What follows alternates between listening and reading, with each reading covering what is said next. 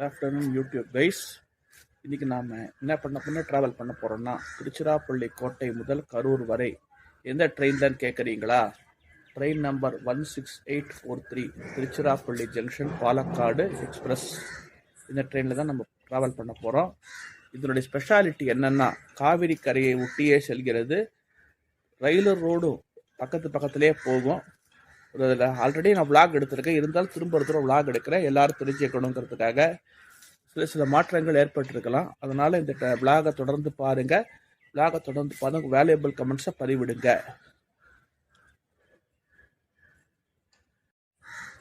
இதுதான் திருச்சிராப்பள்ளி கோட்டை ரயில் நிலையம். திருச்சிராப்பள்ளி நகரின் மையப்பகுதியில் மலைக்கோட்டைக்கு பக்கத்திலே இருக்கிறது.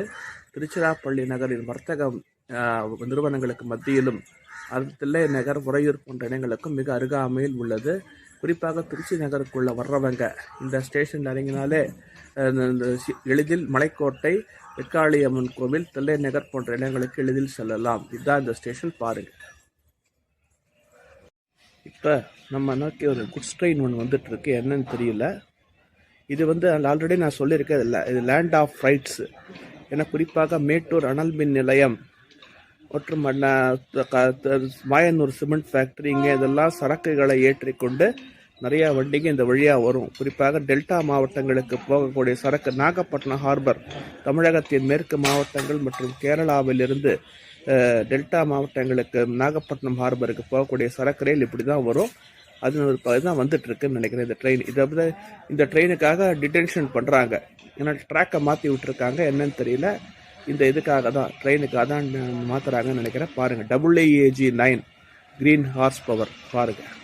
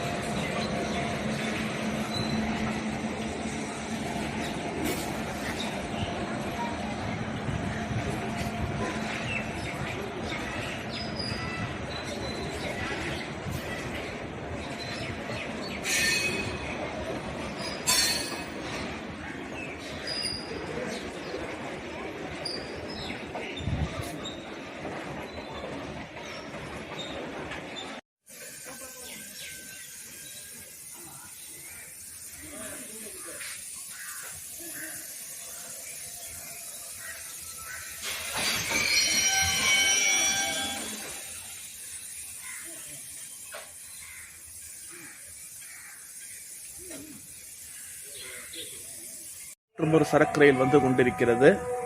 AAG 5. எந்த ஷெட்னு தெரியல. ஈரோடு தான். Yes, Erode EDDS.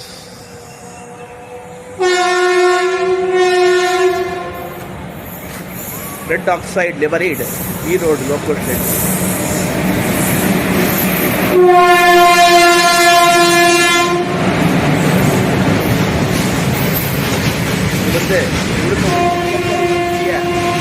நிலக்கரி பாரம் சரக்கு ரயில் இது போயிட்டு இருக்குது. பாருங்கள், மேட்டூர் அனல் மின் நிலையத்திற்கு கொண்டு செல்லப்படுகிறது. பாரத் வந்த நிலக்கரியானது கப்பல்ல கிழக்காசிய நாடுகள் மற்றும் அந்த இதர நாடுகளிலிருந்து நிலக்கரியானது இந்த சரக்கரையில் பார்த்தீங்கன்னா மேட்டூர் அனல் நிலையத்திற்கு கொண்டு செல்லப்படுகிறது. இது லேண்ட் ஆஃப் ரைட்ஸ், சரக்கு ரயில்களின் பூமின்னு சொல்லுவோம். லைன் வந்து சரக்கு ரயில்களுக்காகவே வடிவமைக்கப்பட்ட ரயில் பாதை.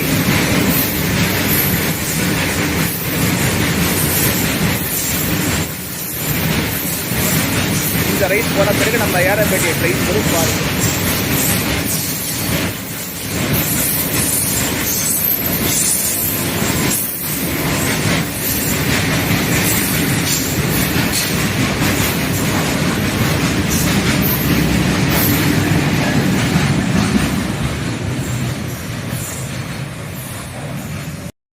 நாம் ஏற வேண்டிய வண்டி வந்தாச்சு.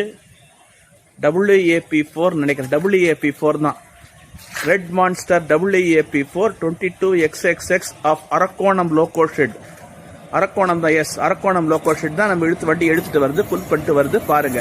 22,648. எஸ், அதாவது டம்மி WDP டம்மி ஆயிடுச்சு. டம்மி பண்ணி நம்ம போட்டு எடுத்து வந்துக்கலாம் பாருங்க. இதுதான் நம்ம ஏற வேண்டிய வந்தாச்சு. பண்ணிக்கலாம்.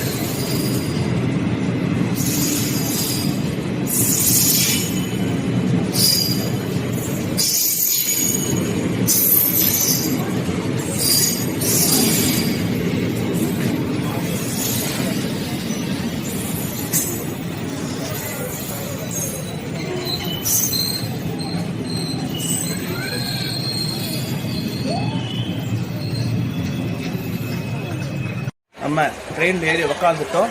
இந்த ட்ரெயின் கிளம்ப போகுது. இந்த ட்ரெயினை பற்றி சொல்கிறதுக்கு முன்னால் இதனோட இன்ட்ரடக்ஷன் எப்படி உருவாச்சுன்னு சொல்லிவிடுறேன். கடந்த 1993 வருடம் 1993 வருடம் கோயம்புத்தூர் வரை ஃபாஸ்ட் பேசஞ்சர் ரயிலாக இயக்கப்பட்டது. 517, 518 என்ற நம்பரில் ஃபாஸ்ட் பேசஞ்சர் ட்ரெயினாக இயக்கப்பட்டது. பின்னர் பார்த்தீங்கன்னா கோவிடுக்கு அப்புறம் தொடர்ந்தது. பாலக்காடு வந்து எக்ஸ்டெண்ட் பண்ணியிருக்காங்க. ஓகே, பாலக்காடு வரைக்கும் தொடர்ந்தது. கோவிடுக்கு அப்புறம் பார்த்தீங்கன்னா 200 கிலோமீட்டருக்கு மேலே ஓடக்கூடிய பேசஞ்சர் மற்றும் ஃபாஸ்ட் பேசஞ்சர் ரயில்களை எக்ஸ்பிரஸ் ட்ரெயினாக மாற்றுறதுங்க ரயில்வே நிர்வாகத்தின் முடிவுக்கேற்ப இந்த ரயில் எக்ஸ்பிரஸ் வண்டியாக மாற்றப்பட்டு விட்டது. இது பார்த்தீங்கன்னா திருச்சியிலிருந்து பிற்பகல் 1 மணிக்கு புறப்பட்டு நைட் 8:30 மணிக்கு பாலக்காடு வந்து போய் சேருது. அதே போல் பார்த்தீங்கன்னா அங்கே வந்து காலையில் 6 மணிக்கு புறப்பட்டு இங்கே அதே ட்ரெயின் 1:40க்கு இங்கே திருச்சி ஜங்ஷனுக்கு வருது. ரொம்ப கன்வீனியன்ட்டான ட்ரெயின். குறிப்பாக திருச்சியிலிருந்து கோயம்புத்தூர், திருப்பூர், ஈரோடு, பாலக்காடு போகிறவங்களுக்கு ரொம்ப சௌகரியமான ஒரு வண்டி. இப்போ தான் ட்ரெயினை பார்க்க போகிறோம். இந்த ஜேர்னி கரூர் வரைக்கும் ட்ராவல் பண்ண போகிறோம் பாருங்கள்.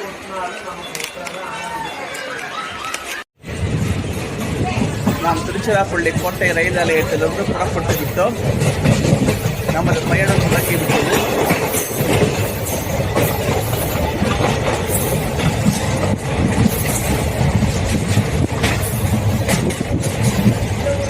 மலைக்கோட்டை தெரியுது பார்த்தீங்கன்னா, செயின்ட் ஜோர்ஜ் சர்ச்சு தெரியுது. இதுதான் இந்த ரெண்டுக்கு மத்தியில் தான் திருச்சி இந்த கோட்டை ரயில் நிலையம் அமைந்துள்ளது. இப்போ ரயில் ரோடு பக்கத்துலேயே போக்குவரத்துக்காக போகிறாங்க.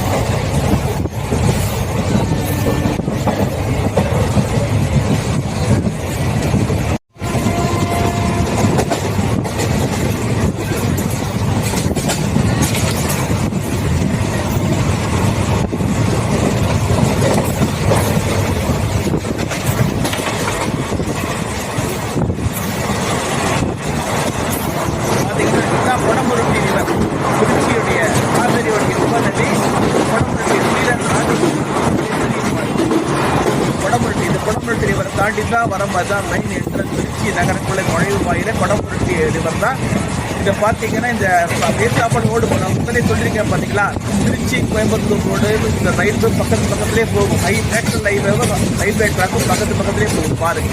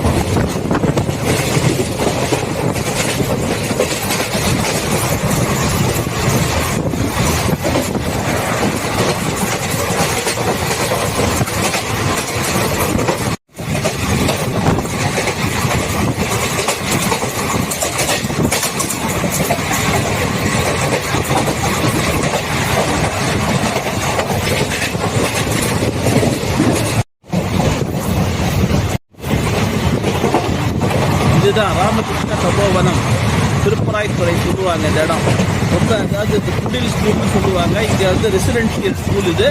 இங்கே 6ஆம் வகுப்பிலிருந்து 12ஆம் வகுப்பு வரைக்கும் மாணவர்கள் பெருமளவு சேர்த்துக் கொள்ளப்படுகின்றனர். அவர்களுக்கு பள்ளி படிப்போடு வாழ்க்கை திறன் பற்றிய பயிற்சி படிக்கப்பட்டு நல்ல குடிமக்களாக உருவாக்கப்படுகின்றனர். அதுதான் இப்போ நம்ம திருப்பராய்த்துறையை கிராஸ் பண்ணிட்டு இருக்கோம். காவிரி கரையின் அருகேயே உள்ளது. ரொம்ப அது ஒரு அமைதியான ஒரு எல்லா தொழில்களையும் செய்வதற்கு ஏற்ற இடம். இதை ராமகிருஷ்ண தபோவனம் பாருங்க, திருப்பராய்த்துறை.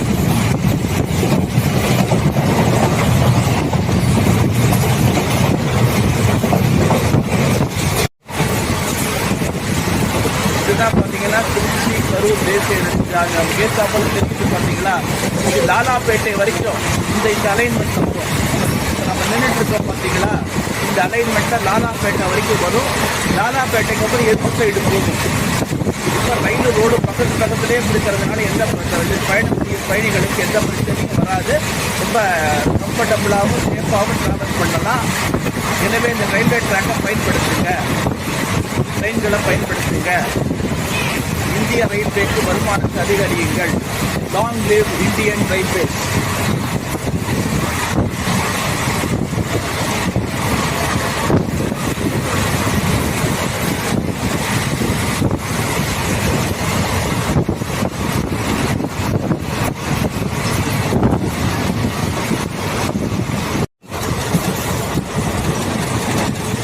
ஒரு பக்கம் பார்த்தீங்கன்னா காவிரி ஆறு, திருச்சி கரூர் தேசிய நெடுஞ்சாலை. அடுத்த பக்கம் பார்த்தீங்கன்னா வாழை மற்றும் தென்னந்தோப்புகள். என்ன ஒரு பசுமையாகவும் பயணம் செய்வதற்கு இனிமையாக இருக்கு பார்த்தீங்களா. இதுதான் இந்த திருச்சி கரூர் ஈரோடு ரயில் பாதையின் சிறப்பம்சம். இது முதல்ல பார்த்தீங்கன்னா பிராட்கேஜாக தான் இருந்தது. ஏன்னா ஈரோடில் வந்து ரயில்வே ஒர்க் ஷாப்பு, நாகப்பட்டினத்தில் ரயில்வே ஒர்க் ஷாப் இருந்தது. ரெண்டுத்தையும் இணைப்பதற்காக இந்த ரயில் பாதை போடப்பட்டது. பிறகு மிலிட்ரி கேஜாக மாற்றப்பட்டது. பிறகு 1930s பார்த்தீங்கன்னா இந்த பிராட்கேஜை திரும்ப மாற்றி இந்த ரயில் பாதை இன்னைக்கு சிறப்புற இயங்கி வருகிறது. இதனுடைய ஸ்பெஷாலிட்டி என்னன்னா, நீராவி, டீசல், மின்சார ரயில் இன்ஜின்கள் மூன்றும் சென்ற பாதை ஓடிக்கொண்டிருக்கு. நீராவி இன்ஜின் தான் ட்ரெயினில் டிராவல் போயிருக்குது. டீசல் இன்ஜின் போயிருக்குது. எலக்ட்ரிக் இன்ஜின் போயிருக்கு. வந்தே பாரத்தும் போயிட்டு இருக்குது. திருச்சி பெங்களூருடைய வந்தே பாரத்துக்கு போயிட்டு இருக்குது. ரொம்ப மிக பழமையான ஒரு ரயில் பாதை இது. தெற்கு ரயில்வேலே மிக பழமையானதும் முக்கியத்துவம் வாய்ந்ததுமான ரயில் பாதை.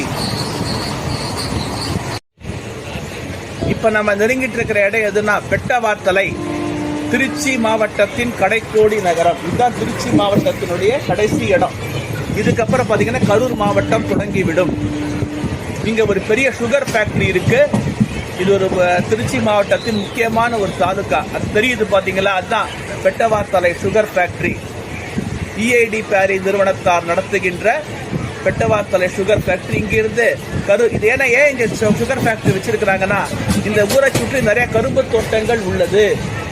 அந்த விளையிற கரும்பு இந்த சுகர் ஃபேக்டரிக்கு கொண்டு வரப்பட்டு சர்க்கரையாக மாற்றப்பட்டு இந்தியாவின் பல பாகங்களுக்கு ரயில் மூலமும் லாரி மூலமும் அனுப்பப்படுகின்றது. பாருங்க.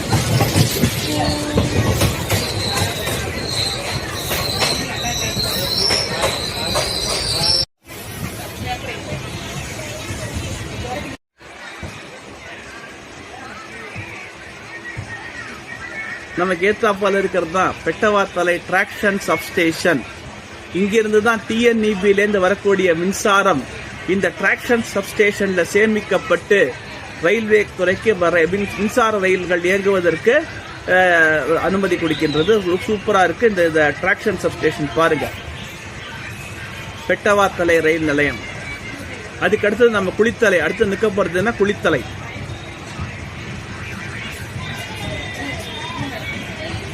இது பாத்தீங்கன்னா திருச்சியிலிருந்து 29 கிலோமீட்டர் தொலைவில் உள்ளது.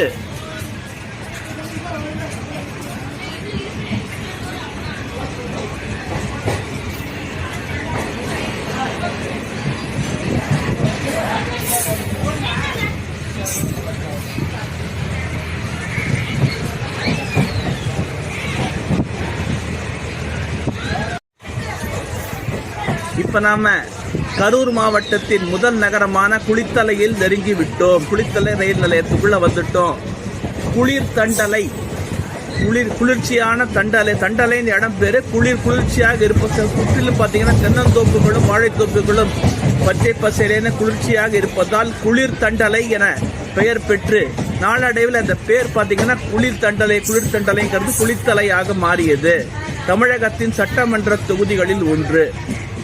இது பார்த்தீங்கன்னா தமிழகத்தின் சட்டமன்ற தொகுதிகளில் ஒன்று. ஒரு பெரிய தலைவர் இங்கே தான் போட்டியிட்டு எம்எல்ஏவாகி பின்னால் சீஃப் மினிஸ்டராக ஆனார். எல்லாம் அது வரலாறுக்கு தெரிந்த உண்மை. பாத்தீங்கன்னா வாழைத்தோட்டம் எப்படி இருக்கு பாருங்க, சூப்பரா இருக்கு. இங்கிருந்து பாத்தீங்கன்னா மணப்பாறை, தோகமலை, முசிறி போன்ற இடங்களுக்கு சாலைகள் பெறுகின்றன.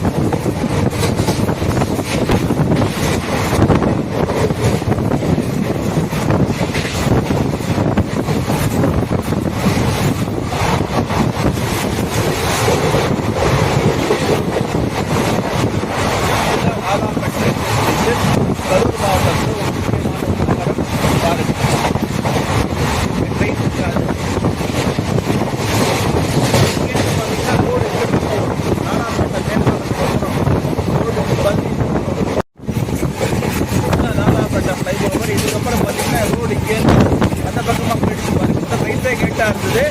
இது பார்த்தீங்கன்னா இந்த பஸ் லேட்டாக இருந்ததுனால மேம்பாலம் கட்டி ஹைவே அந்த பக்கம் கூட்டு போயிட்டாங்க பாருங்க.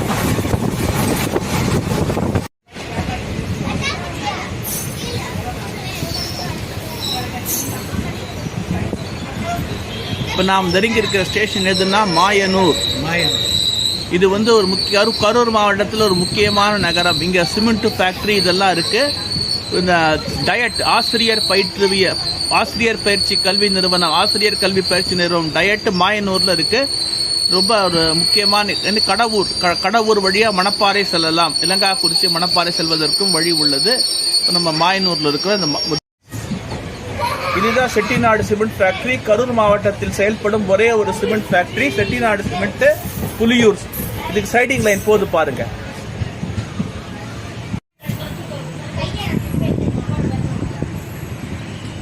இந்த சிமெண்ட் ஃபேக்டரி தான் இந்த கரூர் சிமெண்ட் ஃபேக்டரி. இங்கிருந்து உற்பத்தி ஆகும் சிமெண்ட் சரக்கு ரயில்கள் மூலம் ஏற்றப்பட்டு இந்தியா முழுவதும் அனுப்பப்படுகின்றது. இது கரூர் மாவட்டத்தில் செயல்படும் ஒரே ஒரு cement factory Chettinad cement factory நிறுவனத்தால் நடத்தப்படுகிறது. யூடியூப் நண்பர்களே, நாம இறுதி கட்டமாக கரூர் நகரை நெருங்கிவிட்டோம். அதற்கு முன்னோட்டமாக பார்த்தீங்கன்னா திண்டுக்கல்லில் இருந்து கரூர் செல்லும் அகல ரயில் பாதை வந்து அகல ரயில் பாதை வேண்டாம், ரயில் பாதையே வந்துருச்சு. இந்த ரயில் பாதை வந்து கடந்த 1988ஆம் ஆண்டு ஆகஸ்ட் 6ஆம் நாள் அன்றைய பிரதமர் ராஜீவ்காந்தி அவர்களால் நாட்டுக்கு அர்ப்பணிக்கப்பட்டது. இதற்கான திட்டம் வந்து 1982 இதற்கான திட்டம் போட்டுட்டாங்க. அதாவது 6 ஆண்டுகள் இந்த ரயில் பாதை முடிப்பதற்கு ஆனது. கிட்டத்தட்ட 82ல போடப்பட்ட திட்டம் 6 ஆண்டுகளில் செயல் வடிவம் பெற்று 1988 ஆகஸ்ட் 6 இந்த நாட்டுக்கு அர்ப்பணித்து வைக்கப்பட்டது. பிறகு பாத்தீங்கன்னா இந்த கரூர் திண்டுக்கல் வரைக்கும் போற ரயில் பாதை திண்டுக்கல், மதுரை, நெல்லை, தூத்துக்குடி, நாகர்கோவில், கன்னியாகுமரி வரைக்கும் நீடிக்கப்பட்டது. இப்ப இன்னொரு இது விஷயம் என்ன பாத்தீங்கன்னா, இப்ப சேலத்துல கரூருக்கு ரயில் பாதை போட்டிருக்கிறாங்க. அதை இந்த பாதையோட மெர்ஜ் பண்ணி விட்டதுனால வட இந்தியாவும் தென் இந்தியாவும் எளிதில் நிற்காது. நமக்கு ஏற்ற ட்ரெயின் நின்றுட்டு இருக்கு பாருங்க. இது வந்து திண்டுக்கல் சைட்ல இருந்து வரக்கூடிய ஒரு வண்டி.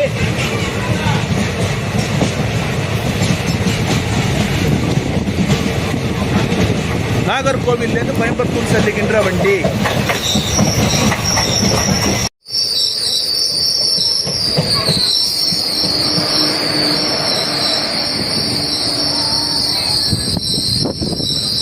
பசுபதிப்பாளையம் வந்துவிட்டோம். பசுபதிப்பாளையம் அமராவதி ஆற்றை கடந்து வந்து விட்டோம். அமராவதி ஆறு கரூருடைய என்ட்ரன்ஸ் பாருங்க.